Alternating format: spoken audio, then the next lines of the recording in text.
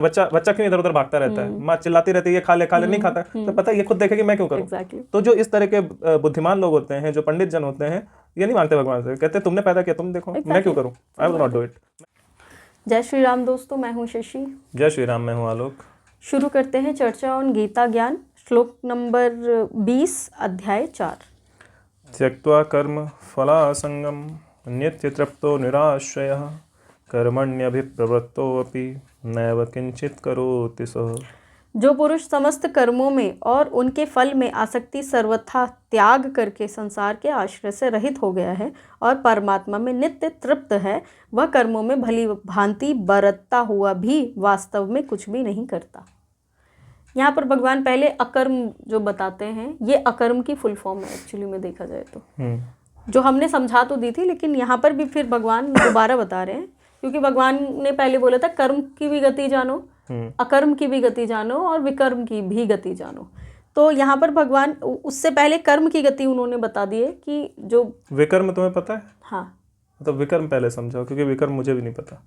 विकर्म वो है जो करने योग्य कर्म नहीं है, उनको विकर्म बोलते हैं, जो अधर्म है एक। समझ गया। ठीक है, तो कर्म और अकर्म जो है वो धर्म है, और जो विकर्म है वो अधर्म कहा जाता है। विकर्म अर्थात विकृत कर्म।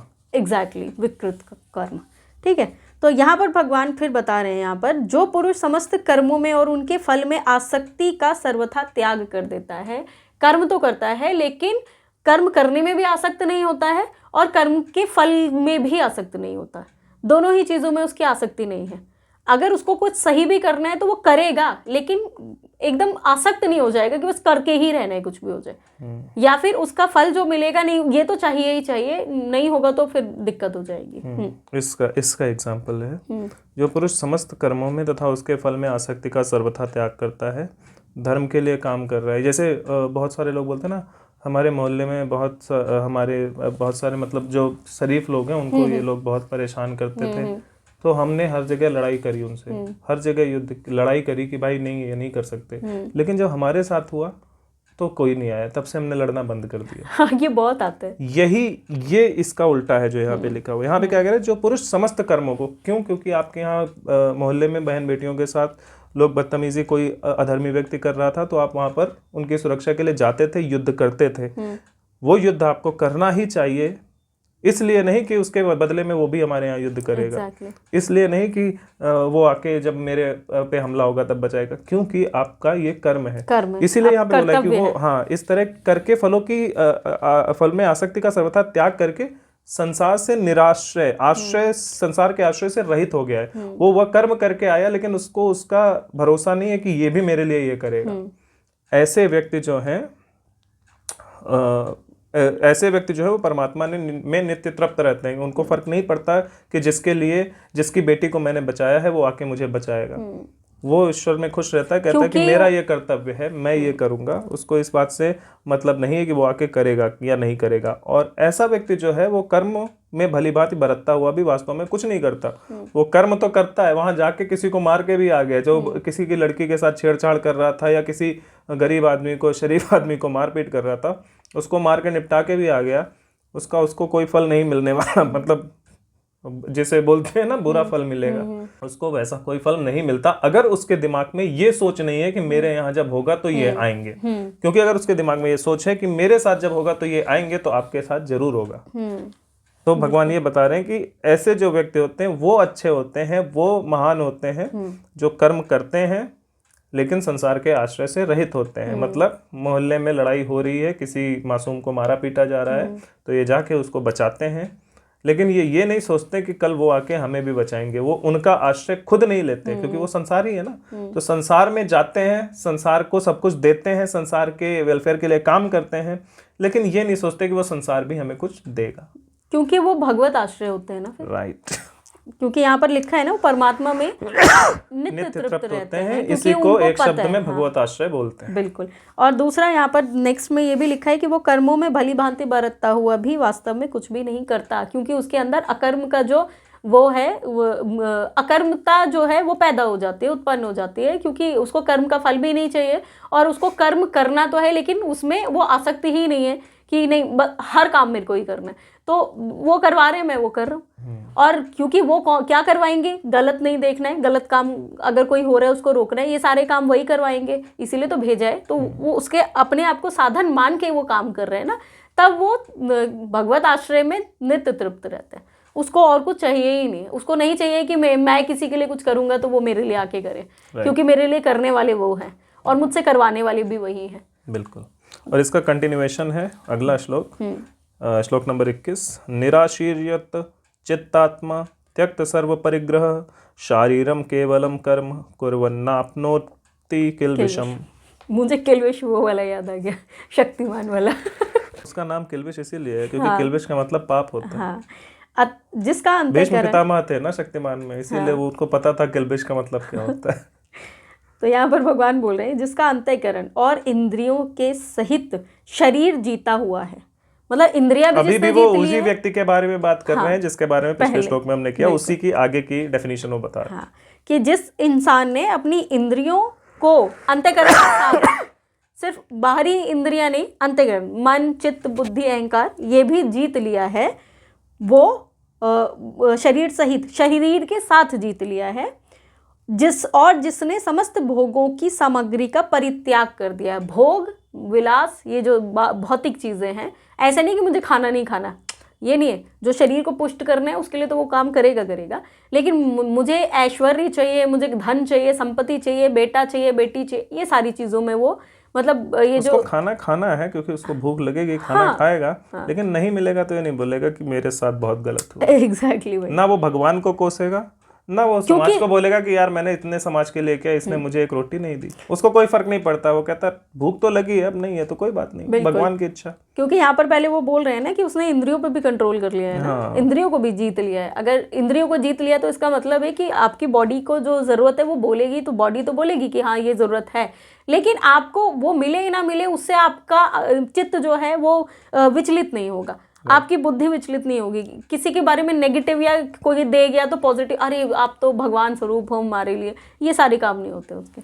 देने वाला भी वही है, ना देने वाला भी। आज के टाइम में एक ऐसा ही मुझे याद आ गया कि मैंने मेरा एक स्टूडेंट है, तो उसको मैंने ये बोला कि सुनो, अगर तुमको जैसे आज वो बता रहा था कि मुझे ना आज ज़रूरत थी पैसों की और उसको पैसे मिल गए, तो मैंने बोला कि अगर तुम्हें कभी भूख लगे और तुमको उस दिन खाना ना मिले तो तुम क्या बोलोगे? तो बोलता है ठीक है, मैं बोल दूंगा कि भगवान ने आज शायद मेरे नसीब में खाना था ही नहीं तो नहीं मिला, या शायद अगर मेरे को खाना मिलता तो मेरा पेट खराब हो जाता तो इसीलिए नहीं मिला। तो ये जो पॉजिटिविटी है ये इंद्रियों के कंट्रोल की वजह से आती है, वरना नहीं आती। ऐसे ही पुरुषों के बारे में भगवान बात कर रहे हैं, इनको आगे चल के कुछ बहुत बड़ा अच्छी चीज बताएंगे कि ये बहुत अच्छे लोग होते हैं। बिल्कुल बिल्कुल। फिर उसके बाद समस्त भोगों की सामग्री का परित्याग कर दिया है, भोग में वो बिल्कुल लिप्त नहीं होते हैं।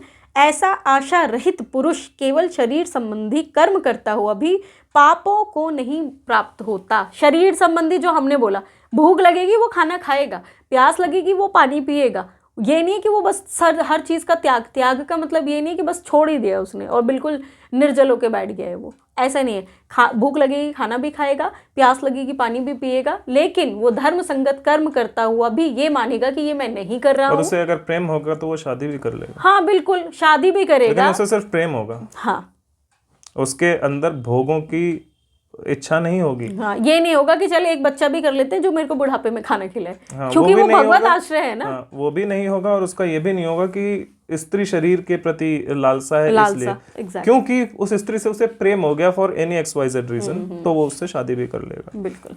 और ये मैं अभी जो बोल रहा था ना कि इसके ये कौन है, इसके बारे में भगवान आगे बताएंगे। एक्चुअली आगे नहीं बताएंगे, पिछले श्लोक नंबर 11 में ही वो बता चुके हैं कि ऐसे महापुरुषों को ज्ञानीजन पंडित कहते हैं, और उसी को कंटिन्यू करके आगे बता रहे हैं कि और क्या क्या इनकी क्वालिटीज हैं। तो 11 नहीं था वो 19 है, 19 सॉरी, श्लोक नंबर 19 में बताया था। ठीक है, तो ये वाला फिर यही था कि उसको वो ऐसा जो आशा रहित पुरुष है, मतलब उसकी आशा भगवान से ही रहती है और कहीं से नहीं। आशा भी मतलब ऐसी नहीं कि भगवान देंगे, नहीं, दे रहे हैं वो, यही है उसका। बट वो आशा रहित बोल रहे हैं ना, आशा रहित है वो, मैंने बोला ना कि दुनिया से आशा रहित है, वो किसी से आशा नहीं करता। भगवान से ये तो वो रखता है ना आशा कि ठीक है आप ही दे रहे हैं।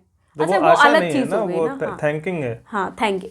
है ना, हाँ, उसके लिए कृतज्ञ है, कृतज्ञता है वो, कृतज्ञता राइट। आशा का मतलब है कि एक्सपेक्टेशन, एक्सपेक्ट करना। हाँ। तो वो एक्सपेक्ट किसी से नहीं करता। हाँ, वो ईश्वर से भी एक्सपेक्ट नहीं करता, क्योंकि वो जानता है इससे क्यों एक्सपेक्ट करूं, इसका तो काम है मुझे देना है, तो ऐसे ही देगा, मैं क्यों एक्सपेक्ट करूं। तो सबको वही तो खिला रहे हैं, तो मैं मांगू क्यों स्पेशल। वही ना, बच्चा क्यों इधर उधर भागता रहता है, माँ चिल्लाती रहती है ये खा ले नहीं खाता, तो पता है ये खुद देखेगी, मैं क्यों करूं। तो जो इस तरह के बुद्धिमान लोग होते हैं, जो पंडित जन होते हैं, ये नहीं मांगते भगवान से, कहते तुमने पैदा किया तुम देखो, मैं क्यों करूं, I will not do it, मैं नहीं मांगूंगा, देना है दो, नहीं देना है मत दो, हु केयर्स। बस क्योंकि वो स्वयं को ये मानता ही नहीं कि मैं शरीर हूँ। वो कहता है तुम्हारा शरीर है, खिलाना है खिलाओ, नहीं मर जान दो, मुझे क्या फर्क आपने ही दिया है। यू नो, ये आपका काम है, आप समझो आपकी चीज। और वैसे भी मेरे भले के बारे में आपसे ज्यादा अच्छा कौन जान सकता है। एग्जैक्टली। और वो काम भी आप ही का है, मेरा काम नहीं है, भेजा तुमने, तो मैं क्यों वो करूं। एक तरीके से देखा जाए तो वो जो ज्ञानी, एक टाइम पे जो ज्ञानी जन होते हैं ना, वो अपने आप को भगवान का बच्चा समझना चालू कर देते हैं। अब इसका और वो उन्हीं के ऊपर पूर्ण डिपेंडेंट हो जाते हैं कि आप जो करोगे वही सही है, मुझे और कुछ चाहिए नहीं। तो वो जो जैसे आप हमारे यहाँ पे थे अभिनंदन वर्धमान जो गए थे वहां पे पाकिस्तान में, उनका गिर गया था, राइट। आई डोंट नो उनके दिमाग में क्या था, बट उसको लाने की जिम्मेदारी किसकी थी, भारत सरकार थी। तुमने भेजा है भाई, देखो लाना है लाओ, नहीं लाना है वो लाएगा, क्योंकि उसने भेजा, उसे पता है ये मेरा मतलब क्या है, सिटीजन है, ये मेरा सिटीजन है, मेरा अपना बंदा है, मेरी सेना का जवान है, मैं इसको मेरी जिम्मेदारी इसको वापस लाना, वो लाएंगे। अब वो अपनी तरफ से कुछ भी थोड़ी करेगा, वो कहेगा लाना है बुलाना है बुलाओ, नहीं बुलाना है मत बुलाओ, मुझे क्या, तुम्हारा ही नुकसान है, तुम्हारी सेना का जवान एक जाएगा, मेरा क्या जाएगा, मैं तो मर के चला जाऊंगा, तुम्हारी ही बदनामी होगी, तुम्हारी बदनामी होगी, और क्या, तुम्हारा जो कुछ जाएगा तुम्हारा जाएगा, मेरा कुछ नहीं जाएगा। क्योंकि वो जो इंसान चला गया तो उसका आप क्या जाएगा, वो खुद ही चला गया, आप क्या जाएगा, लेकिन नुकसान तुम्हारा है। उसी लिए तो ये तो ह्यूमन उसमें बात हो गई कि गवर्नमेंट और उसका एक गवर्नमेंट सर्वेंट जो है, जो सेना का जवान है। भगवान के केस में क्या है, वो बुद्धि जो पंडित जन है, वो ये कहते हैं मैं तुम्हारी सेना का जवान हूँ, तुमने मुझे भेजा, तुम समझो, मैं मर जाऊंगा तो तुम्हारा नुकसान होगा। कैसे होगा कि पृथ्वी पर जो मैं अच्छे काम कर रहा हूँ वो होने रुक जाएंगे, नुकसान तुम्हारा है। तुम चाहते हो रुक जाए तो रुक जाने, तो मुझे क्या फर्क पड़ता है, आई डोंट केयर। बिल्कुल। ये हो गई चर्चा श्लोक नंबर 21 पे, और श्लोक नंबर 22 पे चर्चा हम अगले वीडियो में करेंगे। तब तक के लिए जय श्री राम। जय श्री राम।